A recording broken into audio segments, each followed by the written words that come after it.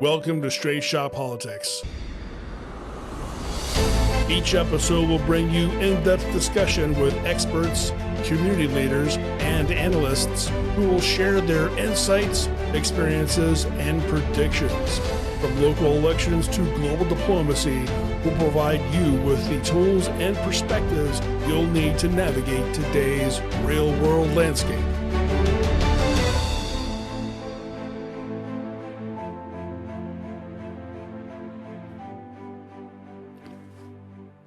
Welcome to Straight Shot Politics. I am Lisa Chafee. My co-host today is my dear friend Michael Nash. Hello, hello. And joining us in studio is Eric Delbert, co-owner of LEPD Firearms and co-host of On Target that airs every Saturday at noon on 610 WTVN. Welcome. Great. Thank you guys so much for having me. Oh, we really appreciate you being here. Yeah, thanks for being here. Thank you. So let's jump in. There's a lot of gun laws that are being introduced now here in Ohio. We know that the Democrats are really doing everything they can to take away our Second Amendment rights. Lately, the newest one is going to ban what they call mass casualty weapons. Tell us what you know about that. Yeah, we've been in business for over 10 years now, and it has been a constant battle. You don't realize that if you're just a gun enthusiast and you go into this store and you buy a box of ammo here and there, but it is a constant battle on the business side, and it's from legislators, it's from insurance carriers. This week it was from shippers and stuff. And so the one that you're referencing was something that got introduced here recently in the last couple of weeks. I think the legislator was Willis Blackshear. Mm-hmm. And when we saw it come out, of course, we chuckle and start to dive into it. And, giving a whole new category for firearms is something that is, we see that typically. And the first thing you have to ask is, okay, tell me what it is. Because just like the assault weapon terminology, there's no item that's associated with that. You have to, if you walk in our store and say, hey, I would like an assault weapon, we're going to ask you, okay, you're going to have to tell me more because there's no definition. It's a made-up term. It's a media term. And just like that, for mass casualty firearms, the first thing we said was, okay, what the heck does that mean? Right. And it's kind of comical when you read the actual legislation on what the definition is. Well, and actually, I was reading an article, and it said, quote, any semi-automatic firearm designed or specially adapted to fire more than 31 cartridges without reloading, other than a firearm chambering only 22 caliber short, long, or long rifle cartridges, unquote. So 2 things jump out. The first one is that truly is a definition that would fit almost, I think we estimated between 90 and 95% of the firearms in our store. Any semi-automatic firearm designed or adapted to fire, that's any of the semi-automatics in the store will accept a magazine of any capacity. Right. So it right there in and of itself really would outlaw most firearms. The other thing that stands out is, and we've seen this time and time again, the city of Columbus tried this recently, but they have in the definition here more than 31 cartridges. And I asked myself, or I would like to ask Mr. Blackshear, why 31?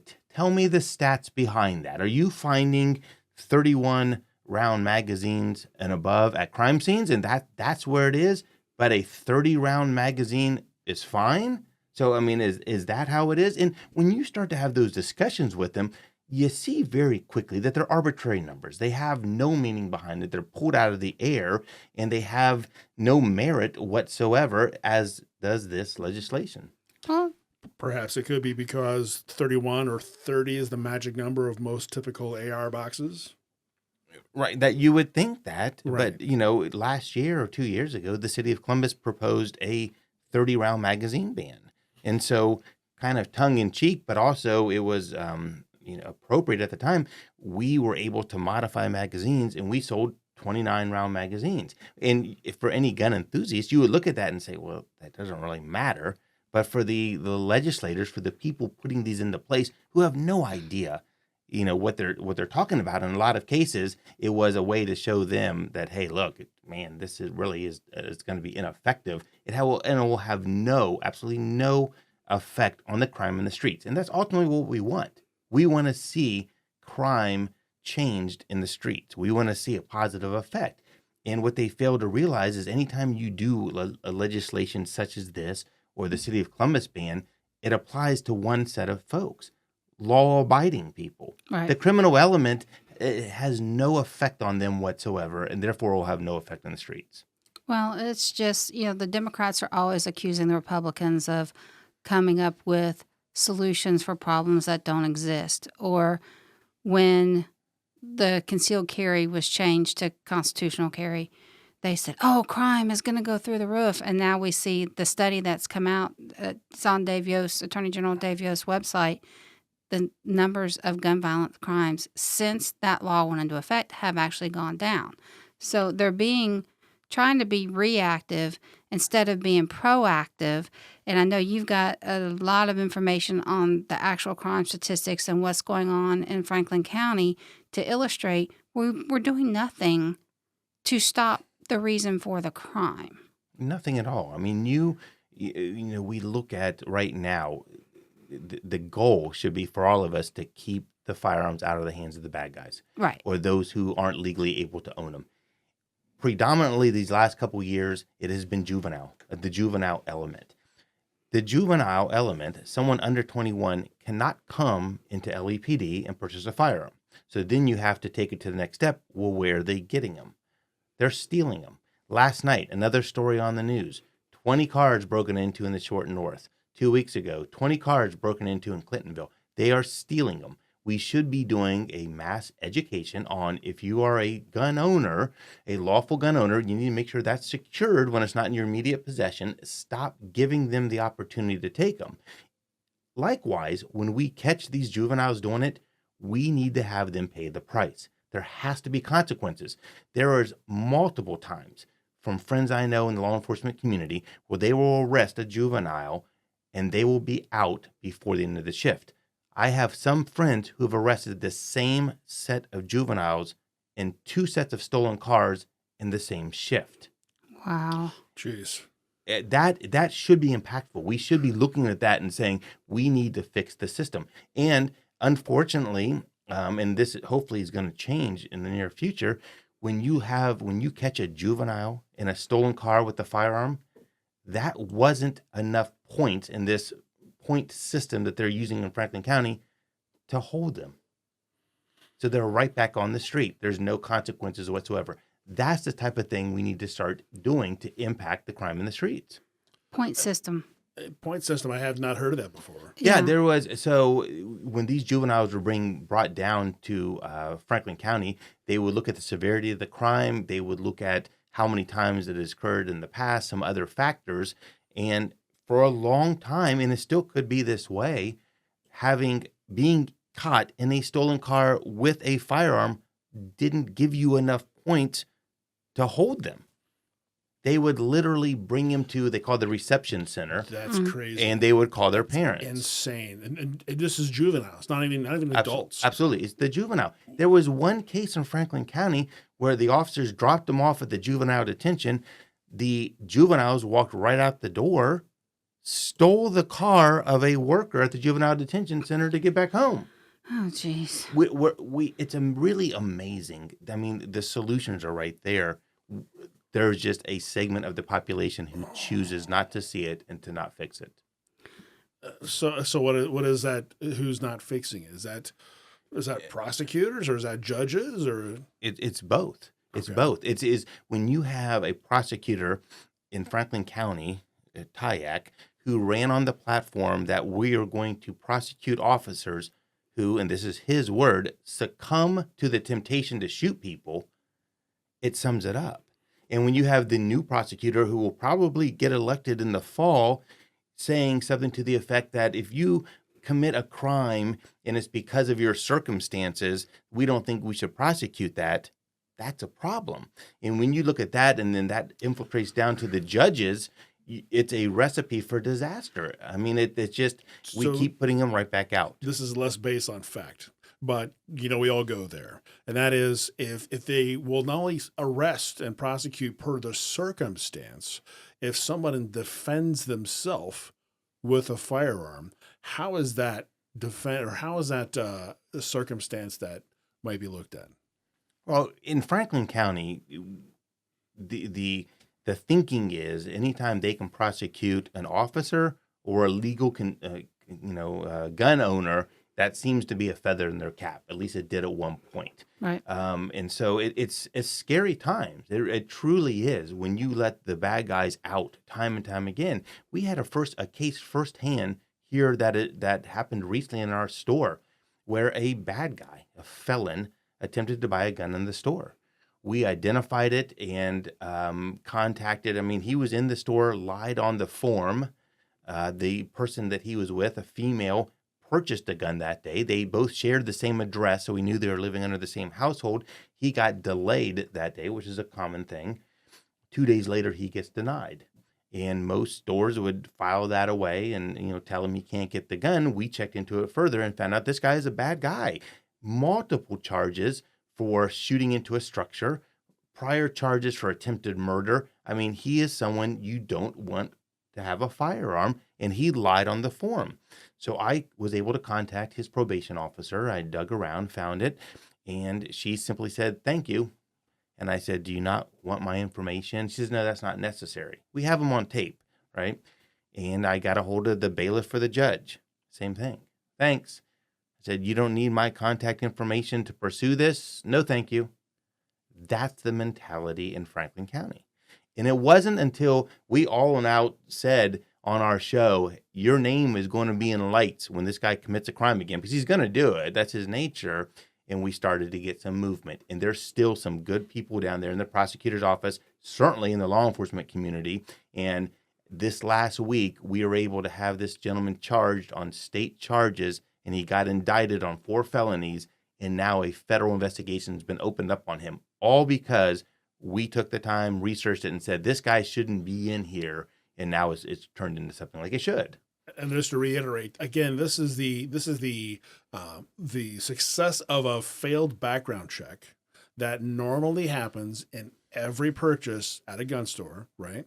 This is the failed background check that you followed up on, did research on this guy because you had the need to do that. You're diligent at doing that.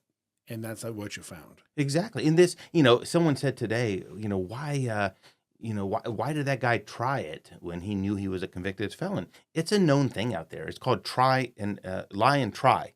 They know the system isn't perfect, and they know, statistically speaking, if they lie on the form and get caught, that they're not going to get prosecuted. It is the last year that we look at the stats, it was something outlandish, like 12,000 of these cases were referred to the federal prosecutors, and out of 12,000, there were 50 that were prosecuted. They know it's going nowhere.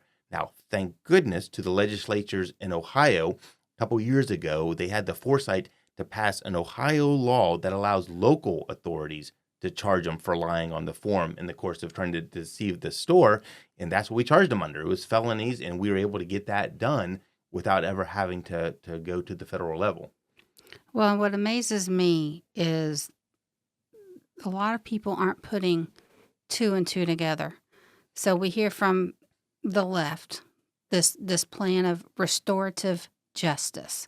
We hear about it. It's happening in schools now, but it's happening more. This is why we have the repeat offenders, the point system.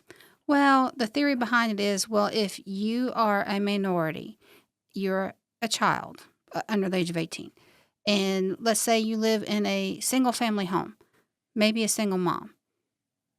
Mom's poor, or mom's on drugs, or whatever your circumstances, all because you're a person of color, you deserve, it's okay for you to steal. Whatever it is you're stealing. Now, I remember when I was in college, I took an ethics class, and one of the topics for discussion that day was a man breaks into a pharmacy to steal medication that his wife needs to live because they couldn't afford to pay for it. Should he be prosecuted? By the left standards, no, he should not. But we can't pick and choose our laws. And that's what's happening now. And so we have all these kids. I'm reading an article from, I believe it was the Dispatch. Yeah, the Dispatch. How Safe is Columbus? This came out last year. And it says that there was a 40% increase in the number of people 21 or younger identified as criminal suspects. Yeah, I mean, it's become out of control. And I guess I'm a little bit more hardcore when it comes to law and order. Being in law enforcement, I could care less the race, the color, the age of the bad guy. If you are a bad person and you're harming somebody else, and you're and whatever that may be, from stealing to physical harm, then I think we should be going after you. I don't, we can give you a second chance behind bars, whatever the case may be, but we need to get serious. We can't continue to let these people out time and time again and then wonder why the crime rate is so high. I've been in law enforcement now for 30 years, and it wasn't that long ago, 6, 7 years ago, 5 years ago, where if there was a shooting in the north side of town, it was the news for several cycles. If there was a shooting, if there was shots fired on Sawmill Road or at Polaris Mall, it was the news. It is a daily occurrence. And people now, it is to the point, it's not even reported in the news. There's so much that is going on behind the scenes that never even makes it to the level of being reported. And I mean, and it rolls up. It rolls up to the prosecutors. It rolls up to the mayor. The mayor Yes. who he's been lately saying, "Oh, crime is down." Somebody needs to look into the stats, because when I talk to my friends in law enforcement, they've changed some of those stats. They've changed what is considered to be a homicide. So if crime is down, okay, we should identify that. But if crime is down because you just taken away a chunk of what you consider a murder to be, then that also should be identified. So what are they classifying as murder now? Well, from what we're hearing, there's several things that aren't being thrown in the murder bucket, I guess, if you will. Some of those being certain baby deaths with fentanyl that would normally be considered a homicide. I mean, some of those, I don't know all the particulars, but there is definitely they are trying their darndest on the backside to not put things into that category, so the mayor can stand up there and say, "Look what we've done to decrease violence in the city," which is exponentially higher than it was, prior to 2020. Well, yeah, 2020 with the riots and all these businesses that were vandalized, looted during that time, nobody was prosecuted. And, Columbus was doing well for a while there. They're trying to rebuild the short north and encourage people to come live downtown again. And now the crime has gotten so bad, they're leaving. Businesses are leaving. I don't know anybody that wants to go downtown. I certainly don't. Yeah, I don't either. I mean, just going downtown, I never go anywhere. Well, I don't go anywhere anyway without carrying. Right, absolutely. Yeah. And it's not just the crimes that we think of. It's even in the traffic means. I mean, there's so many of the traffic violators are getting thrown out. I talk to buddies at our department, and they'll say, "You know what? I've arrested 10 people this year for not having a driver's license. Some of those are illegal, not even supposed to be in this country." And they all get thrown out. I've never been called on the case. I've never, it wasn't because of a technicality. They get thrown out once they get to the prosecutor's office, just to get it off the docket or whatever the case may be. It's not what it appears to be a lot of times in the city, in Franklin County. Well, and then there's the trickle-down effect. We're having trouble recruiting people to become police officers. Why on God's green earth would anybody want to be a police officer when they put their life on the line simply just for a traffic stop and legitimately arrest that individual for whatever reason they're arrested, go through all that trouble, and then have it just thrown out? Or worse, let's say the person that they're pulling over shoots at them. And if they fire back and kill the assailant, they are raked over the coals. Right. And let alone if there's a race disparity in that mix. Oh, gosh, in today's society, it doesn't seem to matter what that individual is doing. If you look at the bottom line in all of these officer-involved shootings or critical incidents, almost without exception, there was non-compliance. Right. The officer said to drop the gun, they didn't. The officer said to stop the car, they didn't. It's all goes back to that. And that is something they've been emboldened to do from 2020 on. You know, they've been emboldened to fight their fight right there on the street. The heck with my day in court. We're gonna have it out right now. And they've been encouraged to do so. And that's what we're seeing. And it's just like you said, Lisa, the law enforcement, there's people look at that and say, why would I get into that now? You look at Deputy Meade with Franklin County, that case. He is a phenomenal officer. I mean, served our country, served in some of the task force, and now has lost his career, going to be retried again.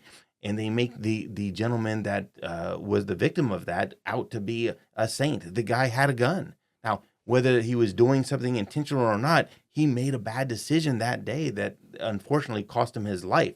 But that was not on the officer. So for those listening who don't know about Deputy Meade, tell us quickly about that case. Yeah, and this murder trial just got ended in a hung jury. I think they're going to retry him. But Deputy Meade was on a task force. I think it was the Marshals Task Force. They were in an area looking for an individual. Individual wasn't there. They started to take off their gear to leave the area. As he was driving away, he spotted an individual in a car waving a gun, pointing it at people. And so as an officer, you have to act on that. You don't have a choice to say, oh, I'm going to turn the other way. You have to act. So he flipped around in his vehicle, followed him a couple blocks away. They both got out of the car. The individual started walking to a door. Deputy Meade didn't know whose door this was. Is he going there to commit a crime?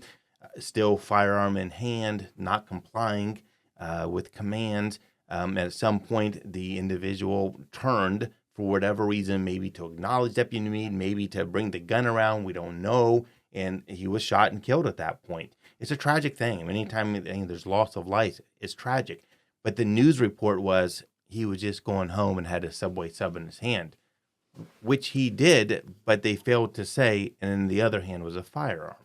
So, whether his intentions were ill intentions or whether it was just a bad decision that day, we need to teach these kids, these children that, look, if you need to comply with officers, regardless of whether you're in the right or wrong right now, you need to comply. And that's just not being taught. So along the lines with the Representative Blackshear's legislation that he's introduced, Representative Josh Williams has also introduced some legislation that will strengthen the penalties for repeat offenders. What's your thought on that?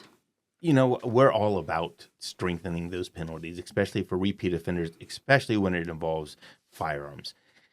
Realistically, it will have no impact in Franklin County and in Cuyahoga County and in those counties that are such a stronghold with the liberal mindset. And I say that because in this case, there is an out for the judges to have discretion. And anytime you give discretion to the judges or prosecutors, they're going to use it. And if this legislation is tied to a particular charge, they're going to make sure it's played down below that so it doesn't have the mandates. And that's just the facts. And we talked at the beginning. Shayla Favor, who has a good chance of becoming the next prosecutor in Franklin County, she was quoted as saying, "There's a need to not criminalize behavior that either someone was forced into or is relegated to because they've come under hard times." So if I'm relegated to, I can't afford that Apple Watch and I'm going to, hold someone up for it, am I free and clear then? I mean, that's the mentality. So you'll never get in these liberal cities this to have any impact. It needs to be from within. And I go back to again, I was relegated to defend myself when this criminal approached me with a firearm. Right. But the left is going to say, but hey, that person's life is not worth your material possessions. That person should think that their life is not worth my exactly. material. Yeah. And we teach it at the store all the time. If you carry a firearm for personal protection, you need to be able to articulate why you use that firearm, why you use deadly force that day. We do classes on that. You need to really have a good handle on when deadly force is acceptable and lawful. And, it's not just because, hey, they're stealing your, bike from the front yard. That's not, applicable to use deadly force in that case. But if you're in fear for your life or the life of another, that is justification for using deadly force. Now that also, you have a responsibility once that threat is done. So if one shot or two shots are fired and the action is stopped, that doesn't give you the right to fire a fourth, fifth, and sixth time. You're going to need to be able to justify that. So those are all things you need to think about if you're going to carry a firearm for protection. Right. So you can go to the Ohio Legislature website to track this legislation that's been introduced, any kind of legislation. I love it. I'm tracking many bills. Eric, where is LEPD Firearms located? And aside from selling good quality guns, what other services can people obtain at your location? Sure. And where is it? Sure. Yeah, we're at 999 Bethel Road. So if you're familiar with the North Corridor, it's just off of 315, about a quarter mile off the freeway. Same side of the road as Micro Center. Everyone knows where that's at. So we are there. We have about 1,000 firearms in inventory. But more so than that, we have a whole training facility where we teach classes to law enforcement and to civilians. We have a 12-lane range that is there where a lot of those classes are conducted.